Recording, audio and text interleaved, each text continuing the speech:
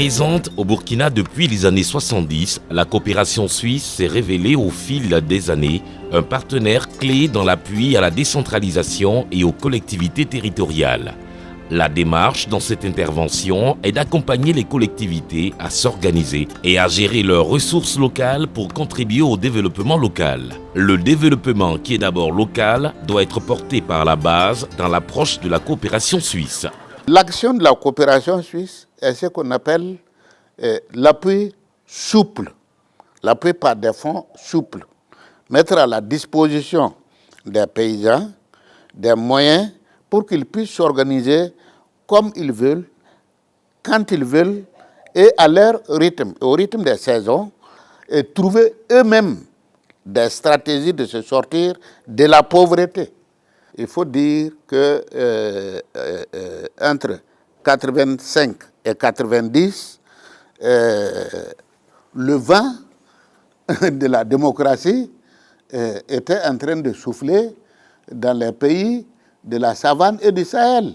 À l'aube de la démocratie dans les années 90, la coopération suisse s'engage alors de plein pied dans l'appui à la décentralisation. Elle en est le leader au Burkina.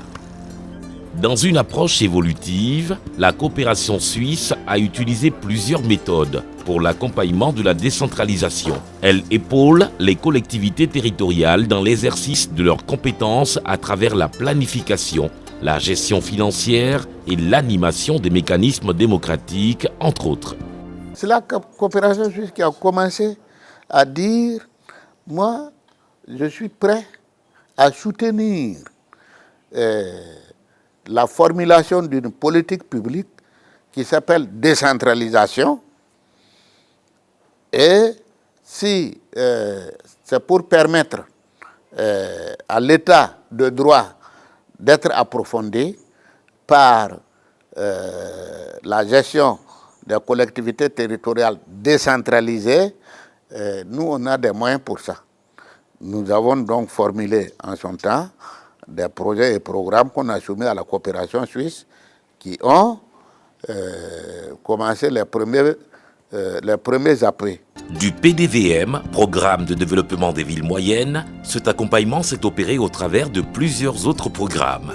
AGEC de 2004-2008, 2008-2014, AGCT, DEPAC depuis 2015. En plus, il s'est agi des programmes spécifiques, PREST, PAEPC et le programme Mar de Dori.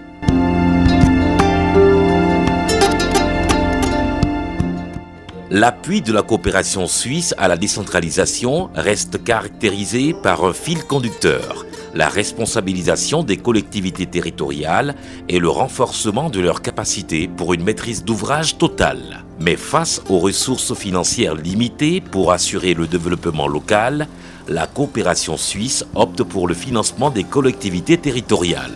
Pour la Suisse, c'est important que les collectivités territoriales puissent avoir la capacité de planifier par rapport à les problématiques des communautés et aussi de définir les priorités pour pouvoir initier des actions de développement.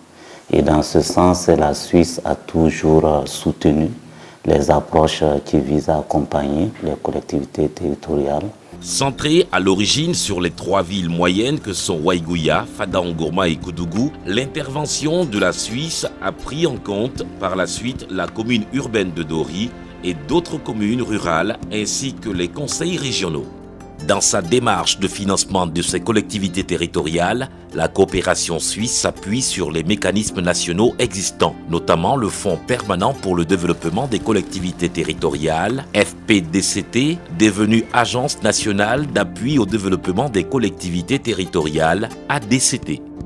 À travers l'abonnement au guichet fonds fongible, la coopération suisse a eu à contribuer à hauteur de 1 341 925 000 au titre du guichet fonds fongible. C'est l'un d'ailleurs des partenaires qui intervient en guichet fonds fongible. La coopération suisse a indiqué clairement sa volonté de poursuivre et de renforcer le partenariat avec la DCT. Le financement de la coopération suisse est également effectué de façon directe à travers ses mandataires. Une démarche qui a offert beaucoup d'opportunités aux bénéficiaires, les communes. Avec la coopération suisse, c'est surtout la flexibilité dans l'intervention. Quand je parle de flexibilité, c'est les processus justement de mise en œuvre des projets.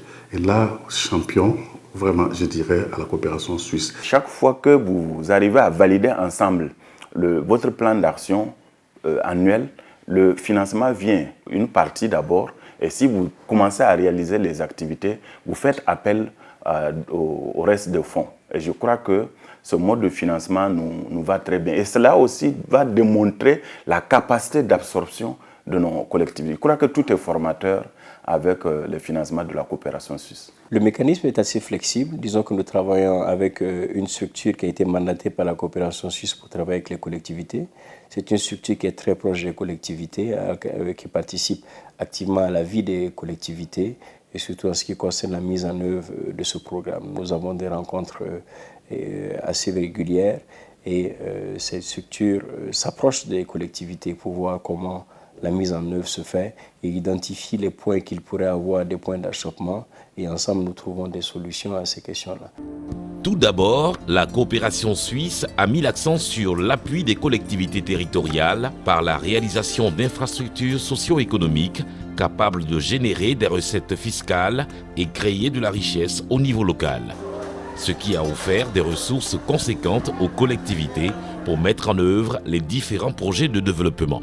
Pratiquement toutes les grosses infrastructures marchandes que nous avons dans la commune de Fada ont été financées par la coopération suisse.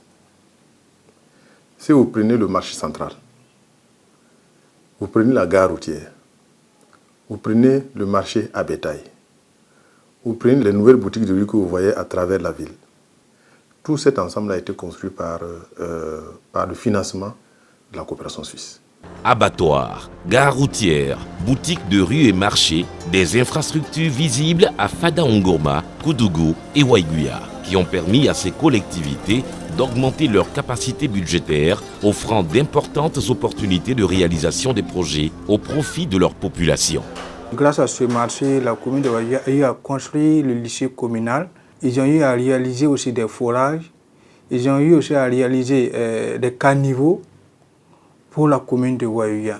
Donc il y avait 25% de ces recettes qui rentraient dans le budget communal qui permettent à la commune de pouvoir faire des réalisations. Ce qu'on appelle les fonds propres sont essentiellement pourvus par les infrastructures marchandes que nous avons pu avoir avec la coopération suisse. Plus de 60% des fonds propres que nous avons actuellement viennent des infrastructures marchandes qui ont été financées par la coopération suisse. À titre illustratif, de 2016 à 2020, près de 300 millions de francs CFA de recettes fiscales ont été générés par le marché à bétail de Fada-Ngourma. Dans cet appui au développement local, plusieurs approches sont utilisées comme la maîtrise d'ouvrage sociale, MOS, pour obtenir l'adhésion des citoyens, et la méthode gestion, entretien et maintenance, GEM, outil de planification et de gestion durable. Il fallait donc, avec ces différents acteurs-là, trouver les mécanismes endogènes qui puissent les permettre de gérer au mieux ces dysfonctionnements dans la mise en œuvre des projets. Et la MOS a été l'outil qu'on a jugé ensemble nécessaire d'implémenter et de conduire le processus pour en tout cas faire en sorte que les différents projets puissent être réalisés de façon apaisée et vraiment avec l'adhésion de l'ensemble des acteurs, que les acteurs, les bénéficiaires ne soient pas seulement des bénéficiaires, mais des parties prenantes. Et c'est des projets où il n'y a pas de conflit autour, parce que les acteurs sont parties prenantes de tout le processus. Une deuxième innovation, c'est la GEM, qui permet aujourd'hui non seulement d'anticiper sur les mécanismes de gestion, de les mettre en œuvre en temps opportun et de faire en sorte que ces mécanismes de gestion puissent être inclusifs, et aussi qu'il y ait des répondants au niveau de l'administration communale pour tout ce qui est investissement au niveau des collectivités. L'approche haute intensité de main-d'œuvre IMO a également été expérimentée comme source de revenus pour le secteur privé et les familles vulnérables. L'approche haute intensité de main-d'œuvre permet de créer le maximum d'emplois, de créer des revenus pour les populations au niveau local et de participer au développement socio-économique à travers la réalisation des infrastructures avec tous les mécanismes qui sont mis en place pour donc la gestion et l'entretien de ces infrastructures-là. Il y a l'exemple de la commune rurale de Léba dans la région du Nord qui, comme tant d'autres, a bénéficié d'infrastructures éducatives et sanitaires, mais également des pistes rurales réalisées à travers cette méthode IMO. En matière d'infrastructures scolaires, en matière de forage, en matière de construction de dispensaires, en matière de construction de routes, tout ça c'est la coopération suisse. Surtout le CSPS de Guécéré nous tenait à cœur parce que sans ce CSPS, les villages qui sont de l'autre côté ont vraiment des problèmes pour rejoindre le centre Léba. Il n'y avait pas de route. Et également, après le dispensaire, le CSPS, nous avons eu une piste qui quitte Robondé, Guécéré, Rassogma et puis Léba. Notre route qui est ici, là, nous sentons la nécessité de cette piste-là. Hein? Mais si ça se dégrade là, on est foutu. À plus forte raison que les autres investissements. Moi, ce que j'apprécie, voilà, aujourd'hui vous êtes là. Vous avez marché jusqu'à venir dans un village pour voir les réalités du travail qu'on fait. Donc ça, vraiment, ça me donne la joie, même si vous retournez, s'il y a des problèmes là. Vous allez souffler ça à monsieur le maire ou monsieur le président que y a telle chose. Mais venez vous aider. Aidez-vous aussi. Cet appui de la coopération suisse aux collectivités s'accompagne d'une volonté de leur permettre d'avoir une maîtrise d'ouvrage local. Ainsi, dans tous les programmes, les établissements publics communaux pour le développement EPCD ont été expérimentés. L'EPCD s'est donc révélé un instrument clé des collectivités en matière de maîtrise d'ouvrage. Une belle expérience dans la commune de Fada-Ngourma. Dans l'exercice du bilan 2020-2021, l'ensemble des travaux que nous suivons, c'est autour de 758 422 401 francs.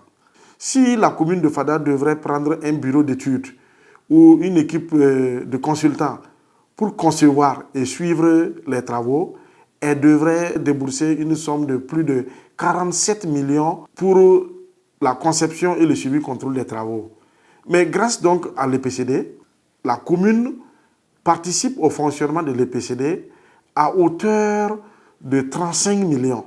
Donc elle réalise un bénéfice de 12 millions et elle a aussi il y a l'avantage que l'EPCD est un outil de proximité où on peut être interpellé par rapport à la qualité du travail. Et fort de cela, la mairie de Fada a une maîtrise d'ouvrage déléguée au vrai sens du terme. Tous les financements donc sont passés par l'EPCD et c'était donc eux qui s'occupaient donc de la maîtrise d'ouvrage donc déléguée et c'était donc très performant. Les expériences positives dans les EPCD ont nourri l'idée de la mise en place de structures d'intercommunalité ou associations de communes qui permettent aux collectivités de mutualiser leurs ressources en vue de la réalisation de projets d'envergure, mais aussi permettre aux communes plus nanties de soutenir les moins nantis. Une réalité au centre-ouest. La coopération suisse accompagne aussi d'autres communes à côté de la commune de Koudougou, qui sont les communes de Cordier, de Poix, de Pouni et de Sapuy. Donc, pour permettre aussi à ces communes-là de mieux gérer leurs projets, l'EPCD a été sollicité pour accompagner ces communes-là. Donc, les communes se sont dit, tiens, si on peut avoir ce genre d'appui-là, pourquoi ne pas mettre nos forces ensemble pour mettre un truc plus grand sur pied qui va nous permettre d'avoir un espace dans lequel on a des relations qui dépassent le cadre d'une seule commune. Donc, c'est ça qui a amené la création de l'intercommunalité ici. L'EPCD est ainsi devenu un secrétariat technique de cette intercommunalité. La maîtrise d'ouvrage exercée par les CT se veut participative, les parties prenantes des projets étant impliquées à tous les niveaux. Aussi, des outils ont été utilisés par la coopération suisse pour prendre en compte l'aspect gouvernance locale. La gouvernance que nous voulons pour les collectivités territoriales, c'est une gouvernance partagée, si je peux le dire ainsi. Comment les collectivités territoriales fournissent des services aux populations locales, mais aussi comment les populations locales font entendre leur voix par ces gouvernants locaux. C'est à travers une expression citoyenne plus importante et une participation plus directe des populations à la prise de décision. Ainsi, les organisations de la société civile ont vu leur capacité renforcée grâce à cette démarche entreprise par la coopération suisse. Aujourd'hui, quand vous êtes en présence de la société civile, surtout nos autorités, ils nous prennent en compte parce qu'ils savent que non seulement nous sommes bien formés, nous sommes assez formés et nous jouons pleinement notre rôle en termes d'interpellation et de force de proposition. Les premières activités que nous avons menées qui ont conduit à un dialogue citoyen ont porté essentiellement sur les questions d'eau, d'assainissement, d'éducation, de santé et d'état civil. Je pense qu'après, effectivement, cette première activité, il y a eu quand même des changements, surtout au niveau de l'état civil, au niveau de Koudougou. Pour un meilleur contrôle des élus locaux et une gestion plus transparente des affaires locales, les radios locales sont également mises à contribution, ce qui a apporté un impact positif sur l'exercice de redevabilité des gouvernants locaux. Les populations ont accès à l'information.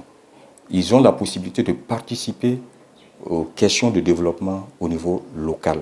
Ce programme nous amène vers un autre type donc, de communication, la communication citoyenne. Aujourd'hui, on se rend compte que les gens commencent à comprendre que ce n'est pas seulement ceux qui t'ont élu pour qui tu es là, mais tu es là au nom de toute la commune et tout ce qui se fait au niveau de la mairie, tu dois en retour rendre compte aux populations donc, de ton secteur ou de ton village. Il y a aussi une certaine discipline que nous avons remarquée dans l'organisation même des sessions du conseil municipal. Ces émissions de redevabilité-là leur permettent de voir à tous les niveaux, aussi bien au niveau de la gestion politique qu'au niveau de la gestion financière, ce qu'il y a, ce qui se passe. Voilà. Et comme ça, par exemple, pour les conseils municipaux, il y a le compte rendu de la gestion financière de la commune. Et à travers cela, les populations connaissent la force de la commune et aussi les faiblesses de la commune. Pour répondre à la nécessité de construire un espace de dialogue démocratique et de partage d'expériences, la plateforme Civitac a été développée. C'est d'abord une base de données. Et cette base de données permet de répertorier des documents essentiels donc, à la vie et au fonctionnement des collectivités territoriales. Il s'agit notamment des budgets, des plans de passation des marchés et des plans locaux de développement. L'objectif, c'est de faire en sorte que ces documents soient le plus publics et le plus accessibles possible. Donc, Civitac, c'est aussi un site. C'est l'interface web qui permet de rendre visible toutes ces expériences, toute l'actualité des collectivités territoriales et de leurs partenaires au niveau local. C'est aussi un module SMS qui permet de diffuser à l'intention de groupes relativement importants des messages courts, des alertes sur des sujets qui les intéressent. À travers Civitac, il s'agit, n'est-ce pas, pour nous, de nous orienter résolument vers l'utilisation de l'outil numérique pour renforcer la gouvernance au niveau local. L'approche de la coopération suisse en matière de renforcement de la démocratie locale et de participation citoyenne se veut inclusive. Cela s'est précisément traduit par la mise en œuvre de différents outils en faveur du genre, soit par la participation des femmes à la réalisation des infrastructures ou par l'appui financier pour des activités génératrices de revenus. Le projet Noncioré à Poa, dans le centre-ouest, en est un exemple. Tun hala ko sabala tun sura tun komiti parti ngula nwai la nyam wa nkoton songora teka titun gomti siriba saka sit songora tun titun me bange ti parti ngula nwai Les jeunes en sont également bénéficiaires. La ferme de Mahamadi Zoubga, à quelques encablures de poids, est plus que séduisante. Il témoigne surtout ici de l'impact de cet accompagnement sur la vie des femmes de sa localité.